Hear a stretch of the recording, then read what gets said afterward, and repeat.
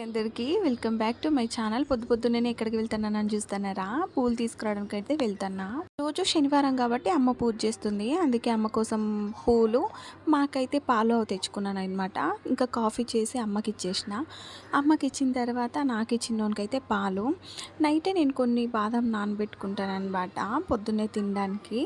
దాంతోపాటు ఇంకా కొన్ని డ్రై ఫ్రూట్స్ యాడ్ చేసుకుంటా, కానీ బాదం మాత్రం నానబెట్టుకొని తింటాను అనమాట. బాదం తినేసిన తర్వాత చకచక టిఫిన్ అయితే రెడీ చేసేసిన. పొంగల్ చేసినానమాట ఈరోజు. పొంగల్ పెరుగు భలే ఉంటుంది, ఒకసారి ట్రై చేయండి. చట్నీ కూడా బాగుంటుంది, కానీ నాకైతే చట్నీనే ఇష్టం. కానీ చిన్నోని కోసమని పెరుగు చేసిన, వాడు కూడా చాలా ఇష్టంగా వాడు పొంగల్ చాలా నచ్చుతుందనమాట. ఇంకా మా మమ్మీ పూజ చేసేసి వచ్చింటే మా మమ్మీకి టిఫిన్ వేసి ఇచ్చి పూజ చూపిస్తానమాట మీకు.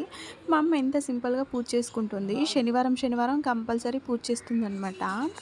ఇంకా మా అమ్మ అయితే తులసమ్మకి ఇంట్లో పూజ చేసేసింది. అందుకే నేను కొంచెం వీడియో తీసుకుందామని వచ్చినాను. ఇంకా ఇంట్లో ఒక మామిడికాయ ఉండే, అందుకే ఆ మామిడికాయ కోసుకొని తినేసినాను అనమాట.